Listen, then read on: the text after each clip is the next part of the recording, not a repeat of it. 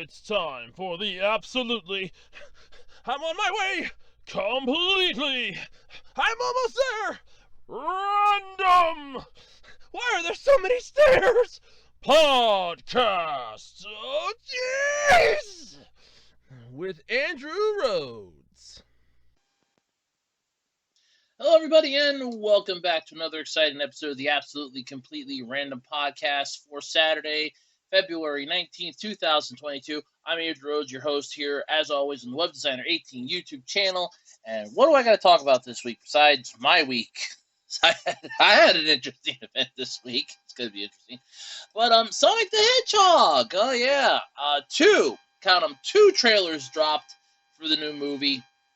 Holy hell. Honestly, not gonna lie, they look freaking good. I have high hopes for this, and it's probably gonna come back to bite me. Cyberpunk 2077. Oh god, this is CD Projekt Red's Fallout 76 at this point. It is totally busted for PS4 disc owners. It's things like unplayable, and it's not a good sign. And on top of that, there was a new update, a new patch. Patch 1.5 gives extended romances for some of the characters. They now send nudes. Yeah, you heard me right on that. Believe it or not, this is something that honestly I kind of did not expect to see. But there is a Bishoujo figures that are turning Optimus Prime and Megatron into beautiful girls. And for those of you that don't know what Bishoujo is, or Bishoujo, it is the female equivalent of shonen manga. So, yeah. Tom Holland's Uncharted movie. It's, look, when critics trash a movie, I kind of feel like it's worth going to see. They hated it, which means that it's got to be good. Everybody can't be wrong about it. Usually when they like a movie, it sucks. And usually when they say it sucks, it's pretty damn good. Perfect example, The Adventures of Pluto Dash. Everybody said it sucked. And when I finally watched it, I was like, how did this suck? This was good. I love that movie. And finally, Nintendo. Oh, Nintendo. What Nintendo don't want to do no more is have the 3DS and Wii U shops open, because come 2023, they're done. And they are not planning to offer the classic content in any other ways. I'm just remembering the pirate song from Lazy Town all over again. Dust off your pirate hats, boys and girls. It's time to get on the high seas. Yar, it's pirating time. I think that's going to happen again.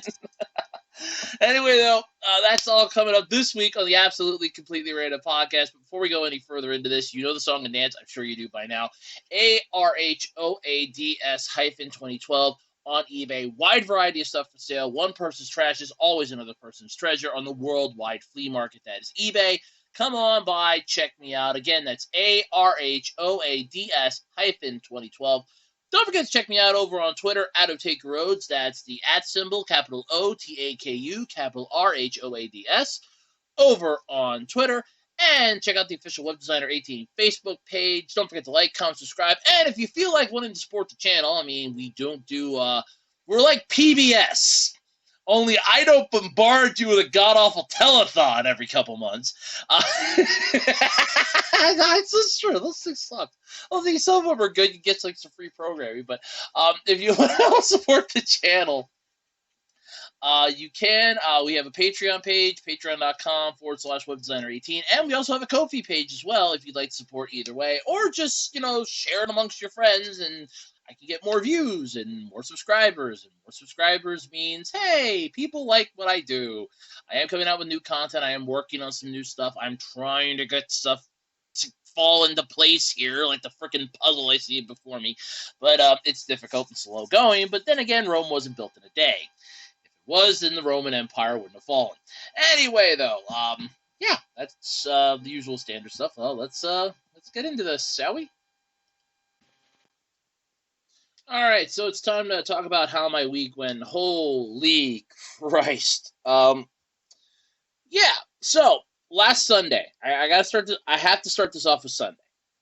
So last Sunday starts off very, very, very annoyingly. It snowed. I'm not even joking. Just a freak snowstorm came out of the woodwork. All of a sudden, I wake up and I'm like, man, it seems kind of like blurry outside. And I'm like, oh, well, I don't have my glasses on yet. Then when I put my glasses on, I'm like, oh my God, it snowed.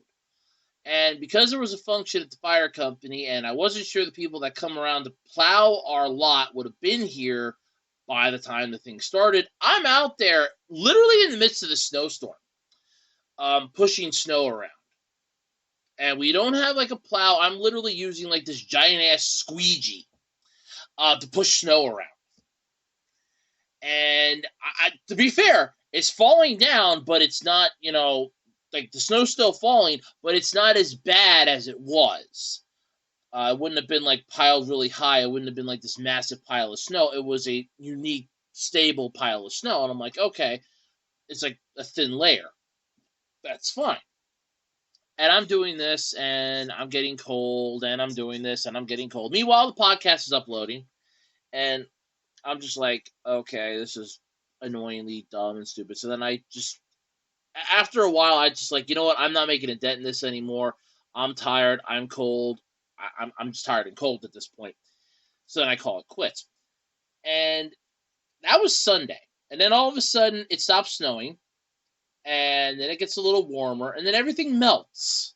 Like anything that was touched by a car, anything that was driven over, anything that had any ounce of warmth put onto it was melting instantly. And I'm like, what the hell was this snowstorm? It was a nuisance, if anything. That was just Sunday. Monday I pretty much did some good deeds. That's basically all I'm going to say to that, and ended up screwing my feet up in the process, because of how I had to stand and what I was standing on for like 4 freaking hours. That was fun. That was just Monday. Tuesday was standard fare, nothing to talk about there. Wednesday went to work. Thursday. This is the one that I have to touch on. So Thursday. I love this. So I finally decided to buy some stuff off the Dollar Tree site. First time I've ever done this, and provided how well this goes, maybe not the last, but if it goes poorly, it will definitely be the last. Depends on how this goes yet. So I get some stuff on the Dollar Tree site. You have to order it in bulk, unfortunately. So you can't just like get individually. You got to order it in bulk, and I'm like, that's fine. So it justified the price for me. It was like $136.25. And I'm like, okay, that's justifiable. This is mostly food. That's justifiable because it's, I have to buy it in bulk. I got to buy it by the case. That's fine. It's justifiable. So I got myself a thing of chips, a thing of pasta, a couple things of pasta, some sides, and let's say some au gratin potatoes, and a thing of spaghetti. And I'm like, okay, now gonna pay for this, gonna finish this transaction. It's like, how would you like this delivered? Would you like us to ship it to you, or would you like to come pick it up at your local store? And I'm like, well, I really don't know how to do the whole, ship it to the store and I pick it up that way, so let's just ship it to me. And yeah, that didn't happen. They wanted $84.99 plus tax on the shipping in order to ship it to me via UPS. So I would have been paying almost $90 for them to ship this to me. And I'm like, for $85, you're thinking, screw that. I was not going to be freaking paying that $85 plus tax to ship it to me. And I'm like, what the hell? So I'm like, no, we're just going to, you know what, screw it. I'll just kill an afternoon or something. We'll just drive to the store then. Just ship it to the store and I'll go pick it up there. The hell with it. I don't know how to do that. I'm going to have to figure that out. But I'm like, screw it. We'll just go that route. We'll go that method. Well, I love how they do this. So now if I would have had it shipped to me, 3 of my items were no longer back ordered. My potato chips, the thing of spaghetti, and the one thing of pasta is no longer back ordered. Because I'm not going to pay them the extra $85 to $90, now all of a sudden it's like, oh, yeah, sorry, 3 of your items are back ordered. And it just made me think of that Sesame Street. I told my mom, made me think of that Sesame Street with Ernie. And the character that tries to sell him, I thought it was an E, but it was the letter O. And it's just like, hey, you know that stuff you got? 3 of them are back ordered, but you slipped me $85. I'll make it appear for you. That's what made me think. I'm like, they're like, yo, you slipped me $85 and it'll magically appear. And I'm like, no, I'm not gonna slip you nothing. Hell, fuck you. I'm not paying that. You can kiss right off on that. $85. And now I'm thinking to myself, okay, if it would be shipped to me, I'm like, okay, I'd have to pay a shipping fee if it'd be shipped to me. I'm thinking like $30, $40. I ship stuff. And I'm going through this in my mind. I'm like, okay, weight-wise, everything else, it's not like it's going on a pallet. They can literally shove all this in one giant box. It's not that big of a deal. They can ship that to me, no problem. I'm like, yeah, this isn't an issue. Just one or two big boxes, and that's it. I mean, hell, I get a friend of mine gets shit on Amazon, for God's sake. And those Amazon drivers, they gotta carry huge-ass boxes around. And I'm like, what the hell? And then all of a sudden, it's just ironically funny to me. And it's like, okay, $85 to ship this. And just right off on that. It's like, that is not happening in any way, shape, or form. No possibilities of that happening at all. And that was just literally yesterday. That was Thursday, I should say. So I'm telling this to my one coworker yesterday, and she's like, huh? I'm like, oh yeah, they wanted $85 to ship it to me. They can screw that. They can screw that. I ain't paying that. I ain't paying them $85. They can get right off. But yeah, so that was Thursday. Friday was somewhat uneventful. Though I've been, as my mom and I try to find something, in the afternoon to watch on YouTube, I've been introducing her once again to the 8-Bit Guy, or as I like to now call him, PBS. Because his channel seems so goddamn educational. It's like it's freaking PBS. It's like PBS. The intro is really good, but it's like you're watching an episode of Nova or so. You're watching a freaking PBS show. And I'm like, let's watch PBS. Here, let's watch PBS. Let's watch him blow up a computer capacitor. Then we ended up watching LGR put out a new video yesterday. He went back to computer reset. And lo and behold, a spoiler, by the way, if you haven't seen the episode yet, but the 8-Bit Guy shows up, and he's holding what appears to be like a saw, like one of those, like you use to cut a skull open saw. I don't know what the actual term is for that one. And a paper clip. And he's like in this room where they're holding these two computers, similar to the ones that he had already gotten from them beforehand, to put up to do a video on, that he blew the one up, and then couldn't get the second one to work, and ended up blowing that one up. And I'm like, my mom and I were laughing. It's like, oh no, 8-Bit Guy, no, haven't these things suffered enough? And I'm like, yeah. I was laughing too hard on that, but yeah, that's been my week so far, though. But yeah, so let's get into the podcast here. It's going to be good, I swear it. All right, so when the first Sonic the Hedgehog trailer dropped for the very first movie, we fans were pissed. That's understandable. Granted, we had gotten teaser images and everything else, and people were just flipping the fuck out for how god-awful Sonic looked. And I still stand by this. If they would have came out like a week later and said, we'll fix it. A day later, that makes me think they had it planned. I really think they had that planned. But then that movie became such a massive success, it wasn't funny. So, of course, it issues a sequel. When a movie is that good, now you got to have a sequel. Just to see if they can keep the magic alive or if lightning only strikes once. And guess what? Sonic the Hedgehog 2 trailers dropped. And honestly, they're not bad. They're really not. It's going to be hitting theaters on April 8th. 2 trailers dropped. The first one, a big game spot, was shown during the Super Bowl, which I don't even know who the hell watched the Super Bowl, because I sure as hell didn't. And then there was a second trailer that was called Rings. I've seen both of these, actually. They're really good. Oh yeah, they're really good. I'm not going to lie about that at all. The movie, though, is the direct sequel to 2020 Sonic the Hedgehog, which holds the spot as the most successful American movie based on a video game, raking in, I should say, $319,715,683 worldwide, and it made over $148 million in America alone. Almost $149 million in America. That's not bad. It beat out Detective Pikachu, which had made a little over 144 million, and the movie was released just before the COVID shutdowns. Just before it just managed to squeak it out, because remember that came out on Valentine's Day in 2020. That squeaked itself right out. It's like right there, got right through in the nick of time. Bam!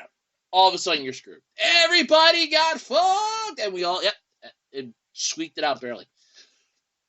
And it was like the massive movie #1. Paramount Pictures gave this description of the sequel. After settling in Green Hills, Sonic is eager to prove he has what it takes to be a true hero. His test comes when Dr. Robotnik returns, this time with a new partner, Knuckles, in search for an emerald that has the power to destroy civilizations. Sonic teams up with his own sidekick Tails, and together they embark on a globe-trotting journey to find the emerald before it falls into the wrong hands. From the filmmakers behind The Fast and the Furious and Deadpool, Sonic the Hedgehog 2 stars James Marsden, Ben Schwartz as the voice of Sonic, Tika Sumpter, Natasha Rothwell, Adam Pally, and Jim Carrey returning alongside new additions, Shamar Moore, and Idris Elba as the voice of Knuckles. And remember, there is no sexy Knuckles in this, damn it. There is no sexy Knuckles. In all honesty, I didn't even realize that was Idris Elba's voice. When you watch the new trailers, I didn't even realize that was his voice. I'm like, oh my god, that is. And I'm not even gonna try to pronounce this name because I know I'm gonna fuck this one up. It's Colleen O something or other. I'm not gonna try because I know I'm gonna fuck it up. I guarantee you that. And this is not the type of video that I'm gonna try to mispronounce your name. So I want to do a video like that. Let me know in the comment section, by the way, if you want to see that. But I'm not gonna do that here. As the voice of Tails.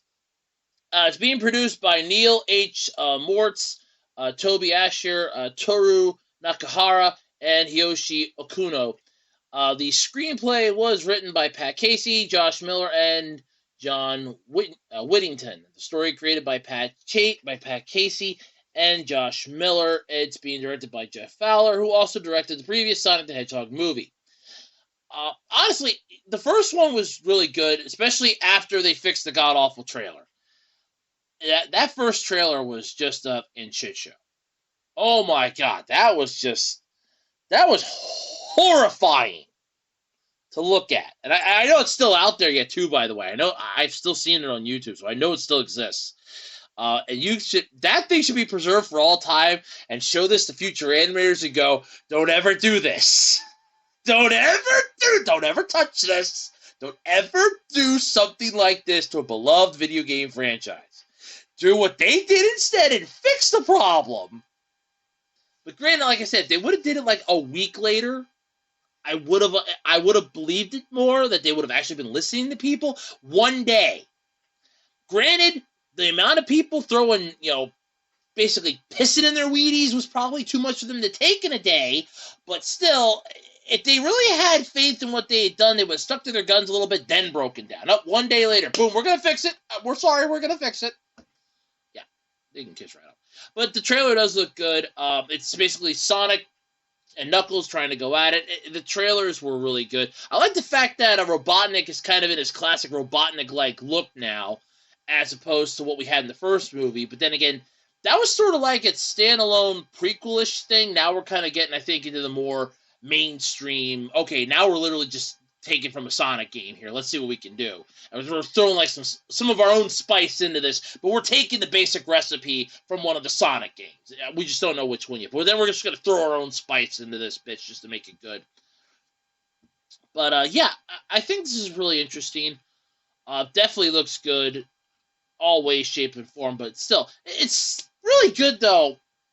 I mean, I like the trailers for it. I'm not gonna lie. The trailers are good, and they do a really good job of writing a check that I don't think this movie is gonna have a difficult time cashing. I think that they're gonna have a decent, an okay,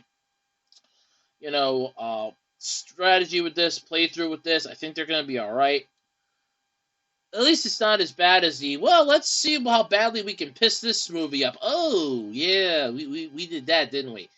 And that's like, that's a problem. Yeah. That was the first. Remember that was the first trailer that ever dropped for the original one, and all of a sudden it's like, oh yeah, let's fix that. When they fix it, it's like, oh my god, it's night and day. It was a lot better. But hopefully, the trailer. Hopefully, this movie is a success. I hope it is. Hopefully, it doesn't have what happens with a lot of sequels. Remember, like the first movie's good. Sometimes the sequel's better than the original. Look at The Mummy Returns, was a lot better than The Mummy. Karate Kid Part 2 was a lot better than The Karate Kid.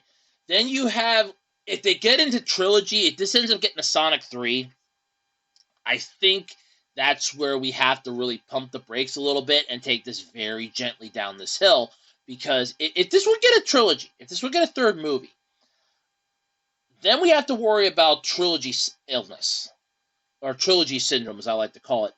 Where a movie does really good for the first two, by the time the third one comes out, it's like, yeah, the magic's gone.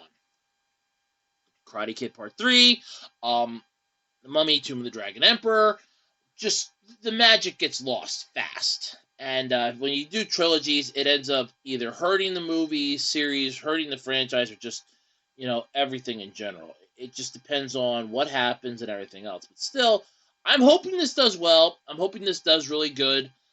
It would suck if it doesn't. But I'm hoping it does well. I really am. But, yeah. Either way, both the trailers look good. Check them out. They're in the article here. Link in the description, as always. But, yeah, they're freaking amazing. They really are. They really outdid themselves in this one. I hope this succeeds. I really do. Oh, boy. Cyberpunk 2077. I don't know what to say anymore. I think Angry Joe did a very, very good video for it, especially when it came out. Holy crap, this game is like, this is CD Projekt Red's Fallout 76, basically. This is their version of Bethesda's god-awful game. Spread this out on whatever type of, biscuit cracker you want. It still sucks. And it's really sad because it had a lot of potential to it. But Cyberpunk 2077's next-gen version finally launched after, this week after months of delays. And if you're on the PS5, it's pretty good. Particularly because of the haptics or whatever. But the re-release also addressed a myriad of bugs with its massive 50-gigabyte patch! Come on! A day one patch of 50 gigs. Which, first off, this is why I'm not a console gamer anymore, okay? This right here is why. You're a console gamer. If I were to go out and buy a brand new game, my internet connection alone, it would take me 6 days to download this bitch, if I'm even that lucky. I'm not going to keep a freaking system on for 6 days, not being able to do anything else, because you need to have a 50-gigabyte patch. That's the whole fucking game! I guarantee you that's the whole fucking game. Yeah, no. And not everyone is enjoying the new update, though, as PS4 owners report, the physical disc version of the game is totally busted. So, they dropped patch 1.5 on Tuesday, which introduced additions like a new cosmetics for V, improvements such as tweaking NPC AI, and so that they're a bit smarter. Good luck with that. And the game's still missing some rather necessary content, I should say, including a New Game Plus mode. Oh, I love New Game Plus. The first one I ever experienced was with Golden Sun: The Lost Age. After you beat the game, you can, if you do a new game, you can go, hey, you can play with the same level that you have now, and be stronger. I think there was one that I might have played after that, or right around the same. No. I think Lost Age was the first one, because I think the next one I had was Tales of Symphonia, because you can actually get like some of the stuff that you had beforehand. You can get that again. I still don't remember if the level stayed the same or not, if I had to re-level myself up. But either way, yeah, that was fun. Oh, New Game Plus is beautiful. keep your same level. Most of your equipment. Well, you can't keep the equipment if it's like story based, but you can keep your level and your powers that came with it, provided they weren't like based on like you needed to have a certain item in your inventory to improve it. So yeah, but either way, you still got to keep your level. That was really good. Now you can just walk around like a badass. Like, yeah, you know what? I'm level 99. Screw you. Yeah, you guys can be dead. That's fine. Just sit there and defend yourselves. I got this. I love that. Yeah, but Cyberpunk 2077's next-gen launch pushes the game closer to the state it should have been in at release. But while fixing some things, though, CD Projekt Red seems to have broken other things, including the PS4 disc version. See, here's the thing. This Tronix fix says, if it's not broke, I'll try to fix it till it is. Yeah, he's just going to break it again. According to users all over the internet, from Twitter to the developer's official forum pages, the physical version of Cyberpunk 2077 on every iteration of the PS4 continually brings up launch errors. PS4 owners who've installed patch 1.5 say they've encountered corrupt data messages when attempting to start the game, with the nearly 10-year-old system asking them to delete the application, insert the disk again, and reinstall the game. However, the series of steps doesn't appear to fix the startup problem. So, okay, first off, I can't even get into the game. That's a problem.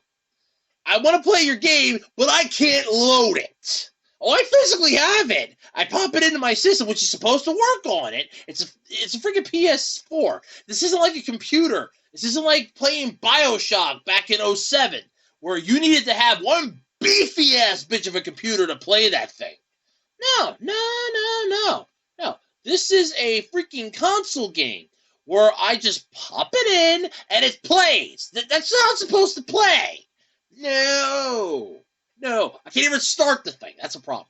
By the way, I don't actually own this. I'm going from like other people. So, yeah. But after installing the update on my PS4 Pro, I get the message that the game file is corrupted. User Gabidu wrote on CDPR's forum. I already deleted the file and reinstalled, deleted my saves, and recreated the PS4 database through safe mode, but the problem persists. And that's just sad. I want to cry, wrote one Twitter user. This is the second time receiving this corrupted data message while trying to play Cyberpunk 2077 since the patched PS4 disc users apparently are screwed. Oh! And they didn't even buy you any lube. Oh! They didn't. See, look, if CD Projekt Red wanted to fuck the players, the least they could have done was buy them dinner first, then fuck them. No. Here, you pay us. You pay. They're like a high-class hooker. Actually, no, wait, screw that. It was like, what, $70 for this game, I think? They're like a low-class hooker. You better check yourself. You don't have gonorrhea. That's not a good thing. It's like a low-class hooker. But CDPR Global Community Director Marcin Mamot posted on the developer's forum page that the studio is aware of the issue and is investigating solutions. If you're aware of the issue, why did this pass Q&A? I'm sorry, quality assurance. QA should have caught this. You can't launch the game. It should have been an incident. Quality assurance should have caught this. Were they asleep at the wheel again?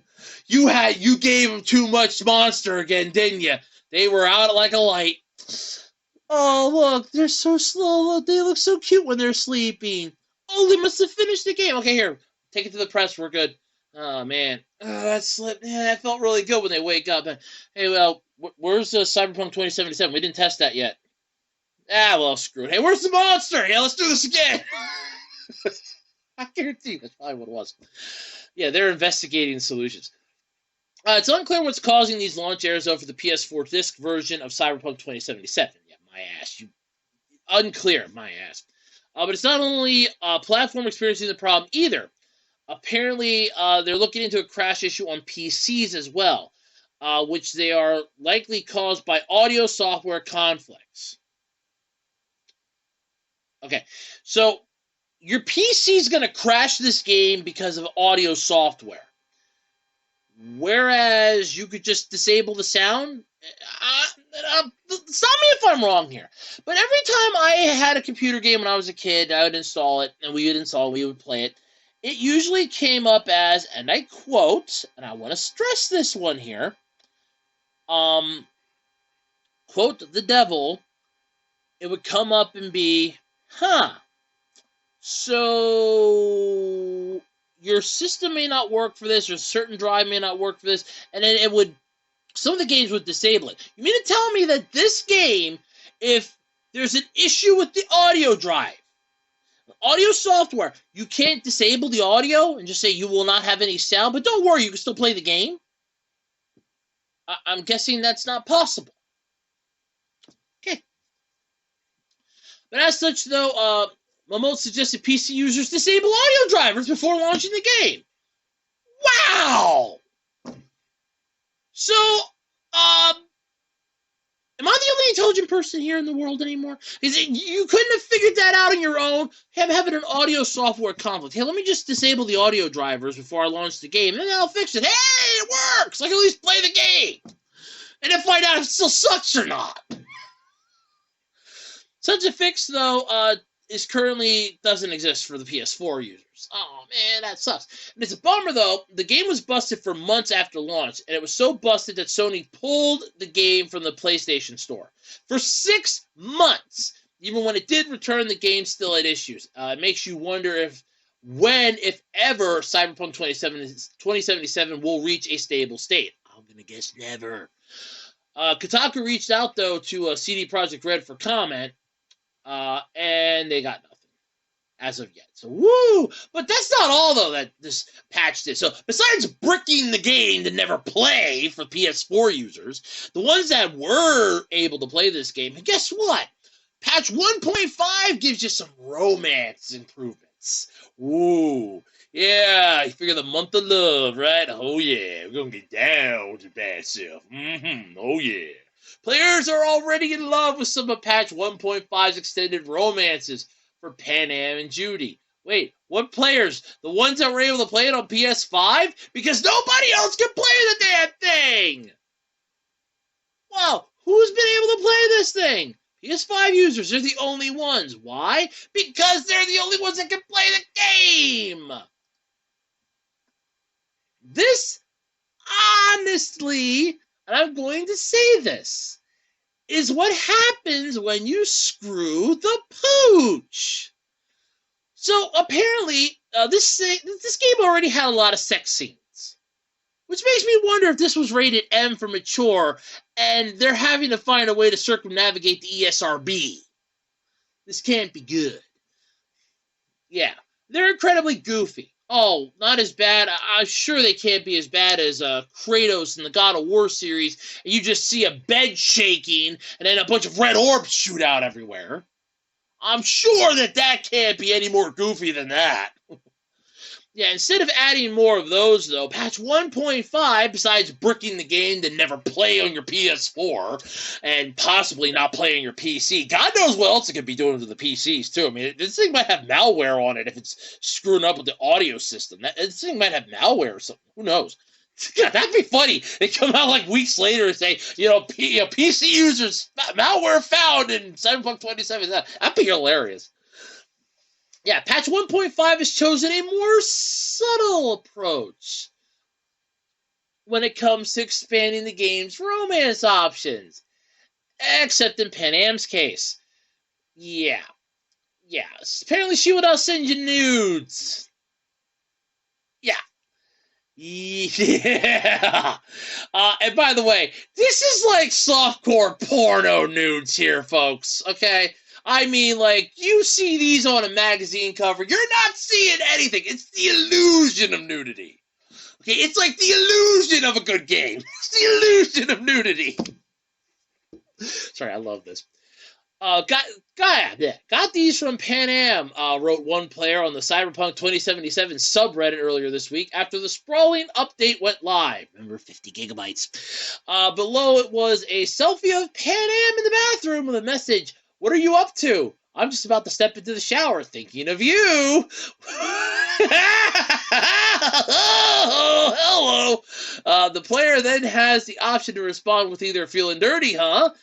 Think there's room for two, or I have to admit, this is a good one. Pam, I can tell you're bored. Open world realism at last. Woo! Oh god, this is just. Oh god, it's funny. But the nude, though, is just a small overhaul to Cyberpunk 2077's character romances that bring additional text chats, some extra voice lines, and the chance to actually wake up next to them in the morning and chill. Wow. So you mean to tell me we're one step away from having an actual Sims game with some type of a plot that involves whatever the hell the plot of this game was, and everything else you can do? Wow! I got nothing. The tweets have been small, but players are already racing to try to unlock them.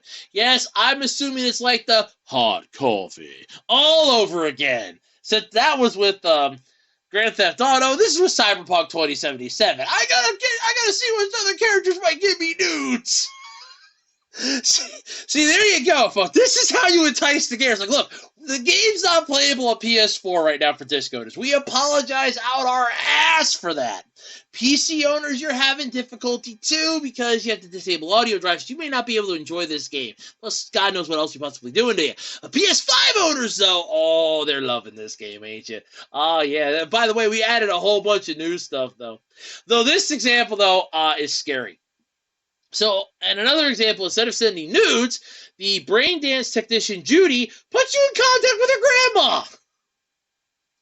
Yeah, that's just what I'd want in a romance. Let me go talk to your grandma and try to woo you through her. That's just what you want. Yeah, that's just what you want. That's like going to the dad or going to the mom or going to the parent and asking, so how can I please your daughter? How can I please your child? I want to get with them, you know. How do I do that? I want to ask you. That doesn't work. That's wrong. That's wrong. That's just not right. Yeah. But Judy told her about V, and she wants to judge you for herself. Tell Grandma, spend most of your time just trying not to die, and she'll thank you for your honesty. Yeah, it's adorable as hell. Seriously, what the hell? What the holy fuck? But I do like the one Twitter picture here. I feel I have to share because seeing Pan Am and I'm assuming I'm pronouncing that right, by the way, and Judy sleeping like this is already getting me so emotional. The romance DLCs are definitely a big highlight in Cyberpunk 2077. I love the new big apartments, and honestly would love to see more of loving Judy and Pan Am. Oh, this is so touching. They're just literally sleeping, and you wake up right next to them. Wow.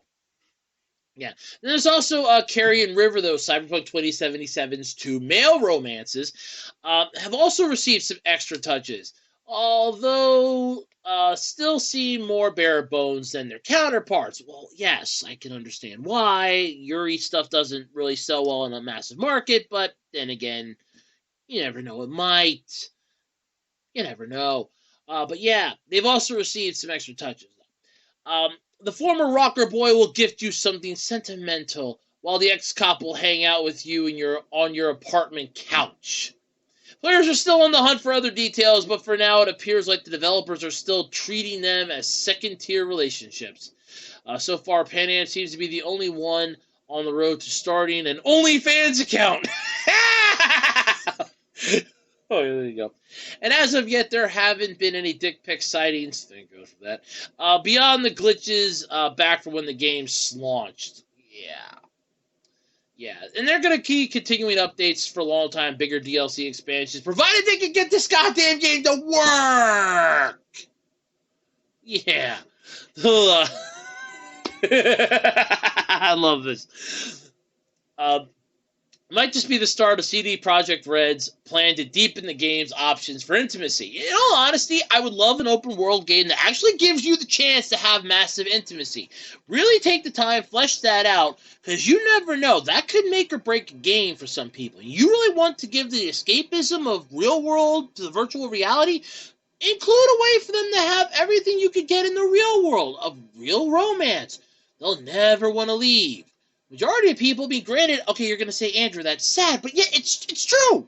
Remember, there were video girls in Japan for the longest time. You just pop in a cassette tape and your VCR, and you would watch this video. That was it. Now you got virtual girlfriends. Seriously. But in the meantime, though, there's always the Cyberpunk 2077 inspired NSFW visual novel game, Cyberpunk 2069. I'm sorry, I love this topic. I had to touch this one. I had to touch this. With Cyberpunks, at first it's like, oh, we're gonna screw you, and then right after they screw you, it's like, oh yeah, by the way, we made the game slightly better in the romance department. For those of you that are able to play it, we hope you like the new changes that we've made. It's like, yeah, okay, so we got a magazine spread. It's like a Maxim magazine spread for the one. The other one has you talk to grandma. And then the other two just hang out. One gives you something sentimental, and the other one just hangs out on your couch. Yeah, okay. That's really, why isn't this game working again? I'm more concerned about why the game isn't working than I am about the romances in the game. I'm more concerned why can't you play the game?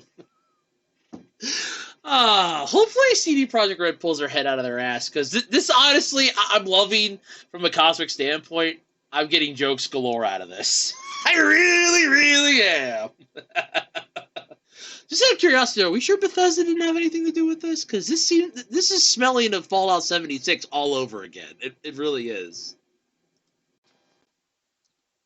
Alright, so this is definitely something that I found interesting this week. So, now, for those of you out there that are unaware of it, there were two types of manga magazines for the longest time. There's always two types of manga. There's shonen manga. That's the action adventure. It's geared towards, the male-driven audience. You have the action, you have the adventure, you have the fan service, you have, all the ass whoopings you could ever want. And then there's Bishoujo. And for those of you that don't know, what enough is that? It's the shonen. Think shonen manga, but geared towards the female audience. However, this is an interesting concept because not a lot of people know this. They're actually interchangeable because you have a lot of the people that they kind of gear the Bishoujo stuff to that are going to the shonen stuff, and some of the people in the shonen stuff go to the Bishoujo stuff. It's like they're gearing it towards two different people, but hey, guess what? Everybody likes both.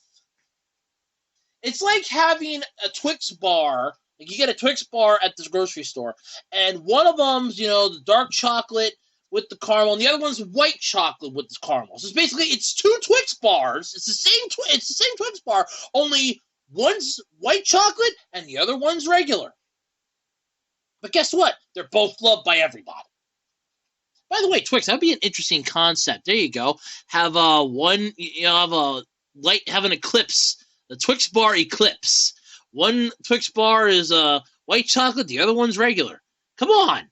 We already have the left and the right, which, by the way, doesn't really matter. But yes, that'd be an idea. There you go. Roll with that one. You can have that, by the way. I'll be generous. I'm like, I'll do the crack dealer business model. The first one's for free.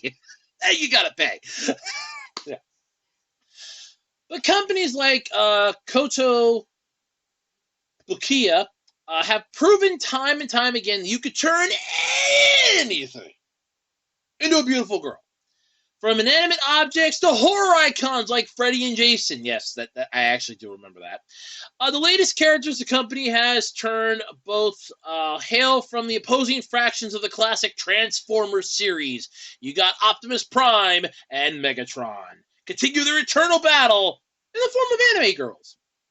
Yeah, so Bishoujo Convoy, which is the Japanese name for Optimus Prime, leads the Autobots in a design that incorporates some real attention to detail. I actually do have to admit, it is pretty damn good. Now, to be fair, and I want to stress this, it's basically just your generic anime girl with, like, Optimus Prime's, like, what you would assume, like, the eyes and the front top of his head as, like, a visor, like sunglasses, a red jacket with, like, window patches around the chest area, not covering, what the boobs would be. Autobot insignia over the sleeves, carrying a trailer, briefcase, and wearing boots similar to Optimus's, legs. Yeah, that's all it is. Honestly, it's not bad. I have to admit that. It's not bad. Is it perfect? No, but it's not bad. I'm not going to lie about that. It's not bad. And now, granted, okay, is it what you would expect? Honestly, I wouldn't have known what to expect. It's not bad. I'm not going to lie about that. Then you also have Megatron, because what is good without evil? You cannot have yin without yang. One cannot eclipse the other. They are two sides of the same coin, forever stuck in the eternal battle that they must face each other in. So, of course, we got Megatron, too. And I have to admit, Megatron's, I really kind of get this, I kind of get a Girl on Panzer vibe from this one, in a way. Mostly because the giant-ass gun. I mean, this character, she's got the BFG. Okay? Definitely dressed like a soldier, because you got, the whole, the hat, the uniform, the Decepticon logo on the tie. That's a beautiful touch, by the way. But yeah, it basically, I'm not even going to lie, it just looks like a generic, just throw in a generic anime girl, have her be like a major in the army or something. There you go. That's basically it. Just carrying a big ass gun. That's literally what this picture is. Honestly, not bad. Can't lie about that. The prototype images, though, have yet to be revealed for Megatron, but you can take another peek at both in the official trailer, though, and it is in the thing here. There's no date for these figures outside of the plans to put them on sale sometime in 2023. Pre-orders are lined up for a summer debut with pricing to be determined. My guess is going to be about $200, if not more. I'm honestly just going to take a pot shot in the dark here.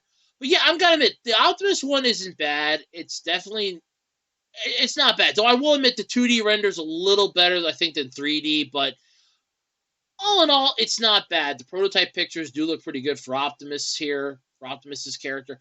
For Megatron's, I'm literally just picturing it just going off of the Optimus ones here. It's not exactly that far-fetched. But if you really want to sit down and think about it, the Optimus one just kind of looks like a fan, like a literal Transformers fan just did I'm going to do like a Dollar Tree cosplay. That's what it feels like. And that's why I said, it's good. Is it perfect? No, but it's good. See, that's what I said by that, and that's what I mean by it. It's good. Is it perfect? No, but it's good. See, there is a difference. But either way, it's not bad. I'm not going to lie about that at all. But yeah, if you want to check it out, there's an official trailer in the article. It's actually kind of interesting. But yeah. I mean, I'm actually kind of wondering how much this is going to cost. Because the minute these things are released, somebody's going to buy one, and then you're going to have about 50 knockoffs. Though I will admit, you don't notice it on the 2D figure, but you definitely notice it on the 3D one, the 3D prototype render. The Matrix of Leadership is a necklace. That is definitely a decent homage to the 1986 movie. Because remember, it was basically put as like a necklace, and Galvatron was wearing it, and then it was taken back by Hot Rod, who ended up becoming Rodimus Prime then. But that is definitely that's a nice callback in a way, but it definitely shows, like, look, got the Matrix of Leadership, you got Optimus's feet, the trailer is like this little briefcase thing. Like I said, this basically just looks like somebody doing an Optimus, like a really low-key look. I don't want to wear the massive, bulky costume, but I'm going to show my love for Optimus Prime in a way. And it works. It really does. But I'm saying, is it perfect? No. Is it good? Yes. Is it perfect? No. Everything can be slightly improved, slightly tweaked. I kind of feel like if I have to throw in some reason why, you could have had like a headset, like earphones and that branch off into Optimus's antenna instead of it being the hair. You could have had something like that, unless that is supposed to be, but it just looks like your hair. So you could have had that. I mean, the glasses, the shades there, that's a nice touch. If I had to be, that'd be really cool to have as an actual product. So like that, like you just put down, that would be pretty cool. But yeah, is it perfect? No. There's like little tweaks you could have made here and there that probably would have made it better.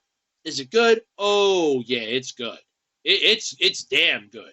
Is it perfect? No, but it's damn good. That's all that really counts. That's all that matters. It's damn good. You know, it's ironic. We're talking about Sonic the Hedgehog, and that was a video game that they made into a decent movie. Now let's take a look at another video game that they turned into a movie. And this one's not doing so good. It's being panned by critics already.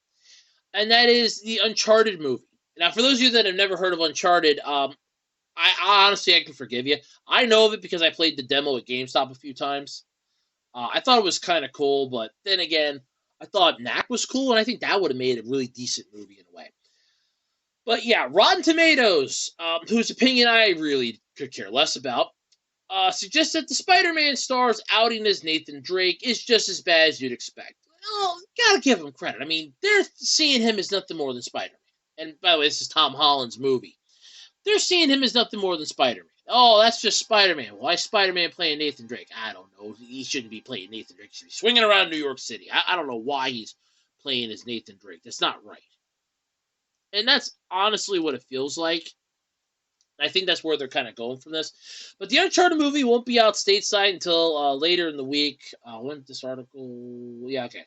So it'll probably be out by now. But it's been out internationally for a few days, having released in a handful of markets last week. And the cinematic adaptation of the popular video game series is being received about as well as any other cinematic adaptation of a popular video game series. See, that's why I don't think I can do that again. That is to say, terribly. Keep in mind, remember, World of Warcraft was panned here in the States, and it did well overseas. Not well enough to warrant a sequel, but well enough to basically like, look, we didn't lose our ass on this, but we're not doing another one. Yeah.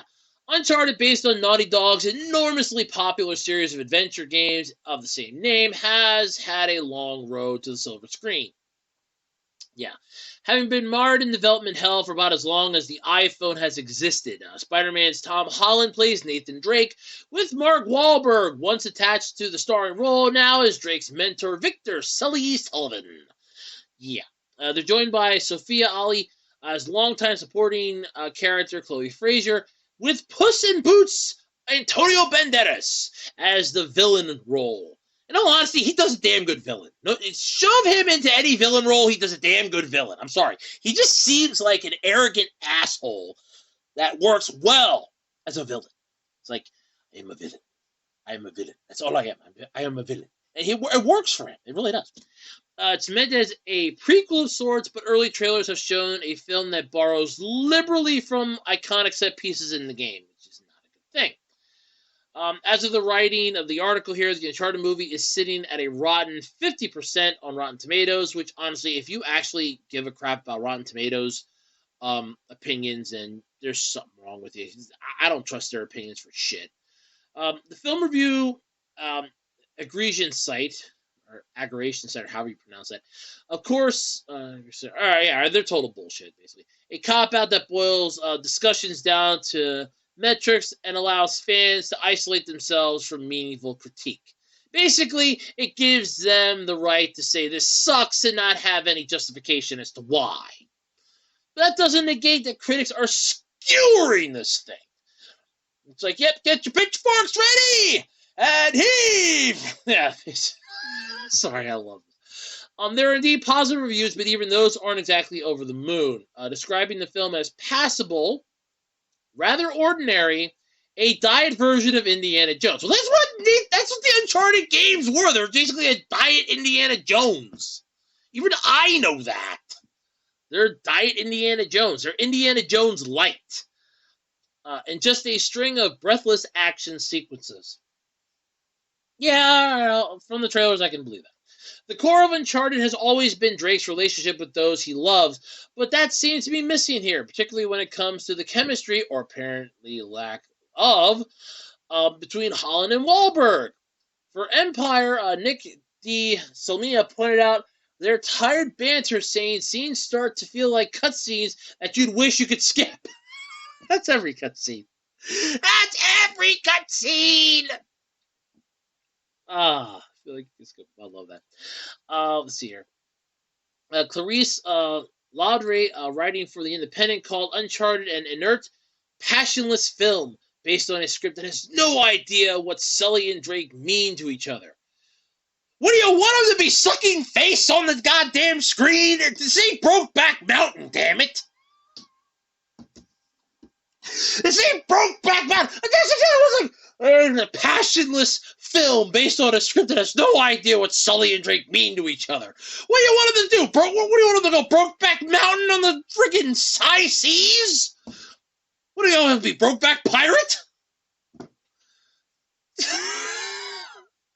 You go like a father-son role here, maybe? Okay, I can understand that, but it's like, when you say passionless, you're making me think that you want them to be sucking face and going Brokeback Mountain. And, whoa, no, we ain't doing that. No. No, that was Jake Gyllenhaal and, what's his name? I can't think of it. Heath Ledger. That was Jake Gyllenhaal and Heath Ledger. Yeah, no.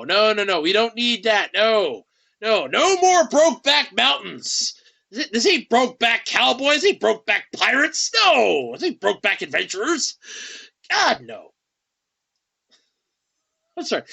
For the pink pages, though, of the Financial Times, Danny Lay deemed the film uptight and joyless. Well, at least it's better than saying it's passionless with a script that has no idea what Sully and Drake mean to each other. That honestly, I would not even believe a word that came out of that one after that. After that sentence, I would have been like, yep, nope, I don't buy a word you say anymore. But it's not just Drake's friendship and mentorship that falls flat. Okay, so it's friendships and mentorships. Are we sure this is a mentorship? Because it's like passionless, saying what they mean to each other. I'm not going to go off. I'm not going to leave that. I am not going to leave that alone. That line right there makes me think that person thought that they were going to Rule 30 for this, and that they would be sucking face and going Brokeback Cowboy. Oh, hell no. I'm sorry. Uncharted sure sounds like the epitome of Blood and Ice, a seminal everyone is beautiful and no one is horny.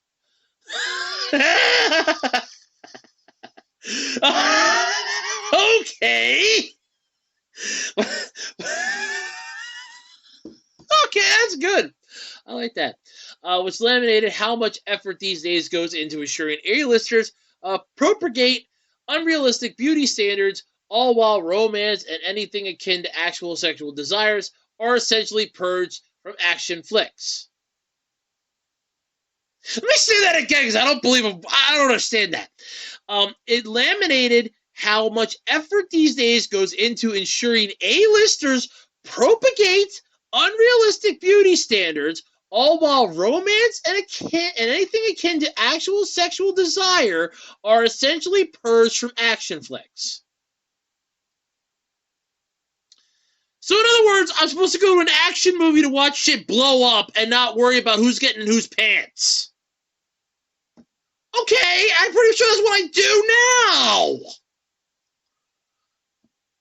now. It's like someone is shouting, Tom, take your shirt off, and Tom, it's time to get wet. And Charlotte O'Sullivan wrote for Evening Standard, noting how Holland and Ollie's characters share a bed, but don't do anything in it. In Uncharted canon, Nathan and Chloe date. Yeah, no shit. Just because two characters are sharing a bed doesn't mean you gotta bring in the noise and bring in the funk. They ain't doing the horizontal polka. They ain't making the beast with two backs. They ain't doing that shit. You don't have to have them be, Humpty Bumpty here. What the hell? They ain't bringing in the noise, bringing in the funk. The horizontal polka, the beast with two backs. There's so many. Wait, hold on. What are some idioms for? Oh, hold on. I'm sorry. Those are the only ones I know. There's a few more. Hold on. Idioms for sex. Hold on. ID. I know there's like. Hold on. Thank you, Google. Thank you, Google. Yeah. So they're not bashing the bishop. They're not. I love this. They're not putting the cake in the oven. They're not parking the bus. They're not riding the flagpole.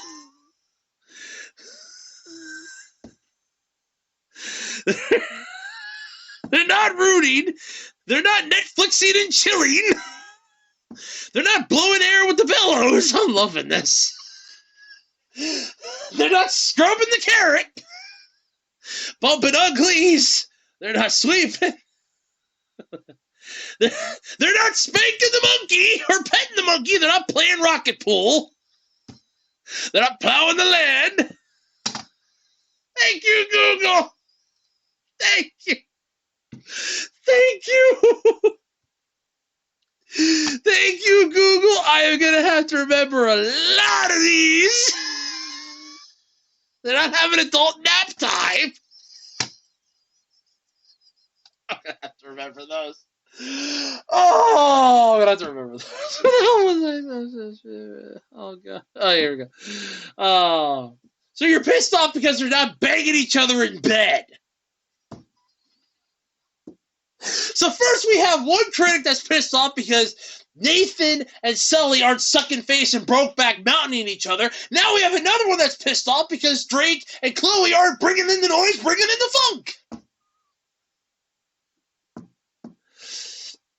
But there's one universal bright spot, besides me getting a fucking kick out of this. It seems to be Holland through some critics, though some critics couch their praise for Spider-Man 3.0 as good for the script. Kevin Maher of The Times said Tom Holland's star power and irresistible charm is wasted in a tedious adaptation of a blockbuster game. Yeah, keep in mind he might have been on contract, and they want to make sure that they're using him, otherwise they have to change the contract. That's how a lot of this stuff goes. If he's on contract with the studio, they have a movie. It's like, look, we don't have him right now in anything. We're working on possibly a Spider-Man 4, but we need to have him in something. Otherwise, we're in violation of contract on our end. Because remember, you have an actor on contract. You need to have them in a movie or in some type of a role. You just can't have them in and go, well, here they are. And then just like that, oh, yeah, I don't know what to say here. Yeah, come on. I love that. Idioms for sex. I'm going to have to remember a lot of those. Parking the bus. I knew Spanking the Monkey. I didn't know it was called Pet the Monkey, but I know Spanking the Monkey. Yeah. Yeah, but perhaps no pan sticks more than Guardian's Peter Bradshaw, who praised Holland's performance, but skewered the film for having a box office algorithm where its heart is supposed to be. That's every single studio, pal, everyone. Uncharted officially starts rolling out in the United States Thursday. They cannot wait to see it. So, just to go off of this again. So, we have one person that's pissed off because Nathan Drake and Sully aren't going Brokeback Adventurer. Then we have another one that's pissed off because Nathan and Chloe aren't, making the beast with two backs. Pick a fucking lane and stick to it, people. Do you want action or do you want it to be a softcore porno? Either way, I'm pretty sure they're fine with it. I don't think the actors will give a shit either way. Do you want it to be an action movie or do you want it to be a softcore porno? There's no middle road here. That's under construction. I can't. I can't. But yeah. Honestly, I thought the movie looked good. And then it's like, But to be fair, I like the Uncharted games for the plot. I don't like the Uncharted games for, the games. I only ever played the demos. I never played the full game, so I couldn't even give you. But if you want to go off of this, remember, you had other adventurer games that were turned into movies. Look at Tomb Raider. Remember Angelina Jolie? Nobody went to those movies to worry about or gave a fucking rat's ass about the plot. They went to go see Angelina Jolie. People don't give a shit about the plot for this. They're going to see Tom Holland, Mark Wahlberg, and Sophia Ali. That's what they're going to see. They could give a shit about what the plot is. They're going to see them. That's where the money is. You get asses in the seats by having them up on the screen. They can go, that's what it is. Nobody watched Baywatch for the plot. They watched it for the bikini slow motion shots. Nobody watched Knight Rider for the plot. They watched it for the car. You don't go to see a movie like this for the plot. You go to see the actors. It's like, oh, wow, look at him jump on the cars. Man, I wish I could be like that. That's what they're going to see. They can give a shit about the plot. You can honestly have them sitting there for 5 minutes doing jumping jacks. I guarantee you they'll go, that was the best movie I ever saw in my life. It's so beautiful. God, it's 5 stars all around. That's what it is.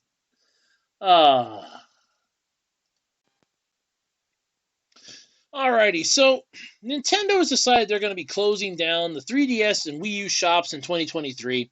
They have no plans to offer the classic content in any other ways either. Because, remember the song from Lazy Town, You Are a Pirate? Yep, I'm getting the feeling piracy is going to be coming back. Yar har and fiddle-dee-dee, folks. It's time to go on it again. This is going to be painful. And the company also deleted doesn't Nintendo have an obligation to preserve its classic games section from its own FAQ? So, obviously, the answer to that is no. So in a post titled Wii U and Nintendo 3DS eShop Discontinuation, Nintendo just announced that in March of 2023, they're going to take the online storefront out back and shoot it right between the eyes, old Yeller style. Yet for both systems, they're going to be ceasing operations. But in a practical sense, it's going to begin a lot sooner than that. As of May 23rd this year, you're not going to be able to use a credit card to add funds to an account in the Nintendo eShop or on the Wii U. Yeah. Even the 3DS family of systems, nope. No more credit cards to add money. No more funds. What you have is all you got. But then, come August 29th of this year, it will no longer be possible to use Nintendo eShop cards to add funds to an account in Nintendo eShop on the Wii U or on the Nintendo 3DS family of systems. However, it will still be possible to redeem download codes until late March 2023.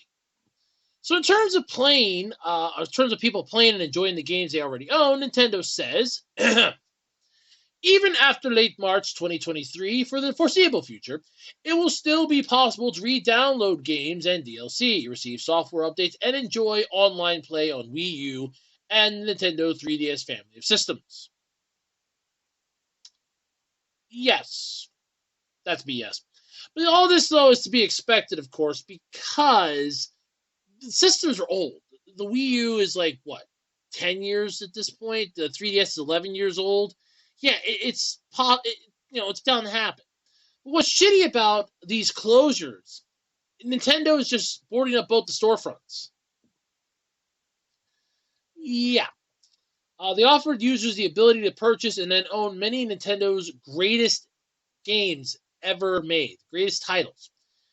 Something you're now largely unable to do since the company switched to a subscription model with the Switch Online.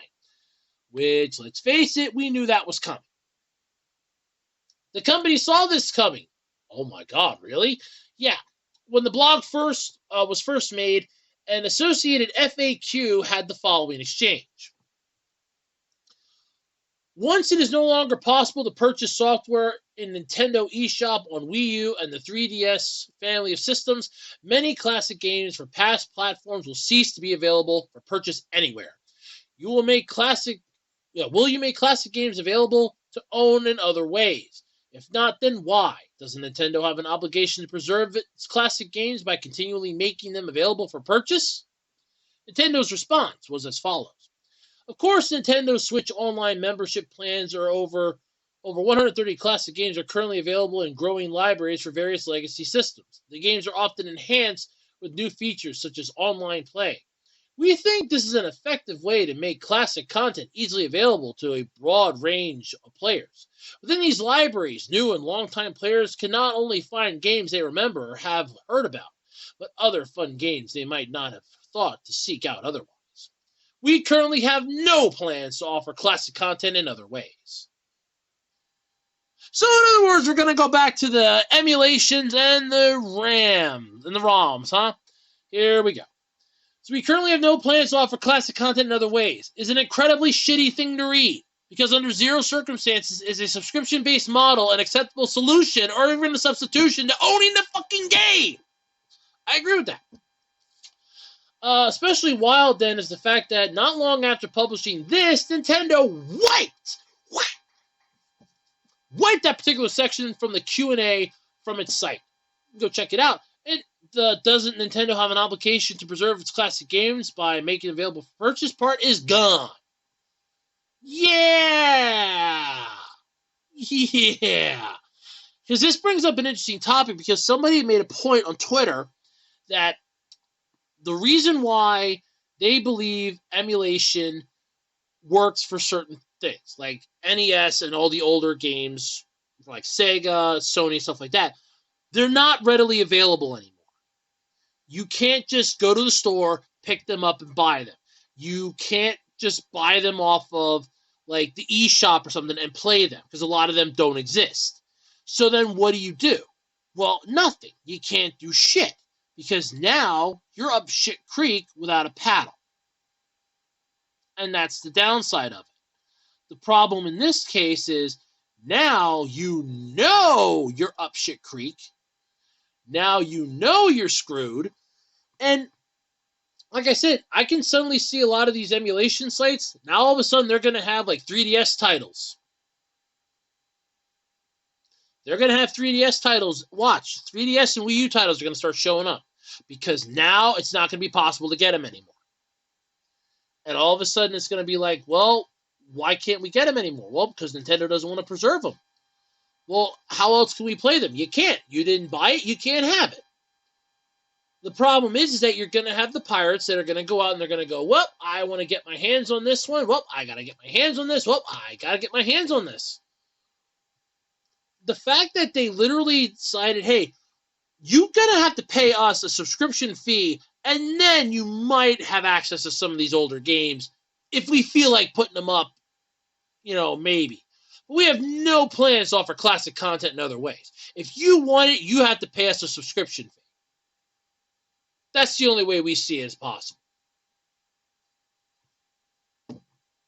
So pay you a subscription fee to play games that we either owned and now we can't play, or we never had a chance to buy, and now because you decided, hey, we're not going to put these out in any other way for you to enjoy, screw you, you got to pay us a subscription fee.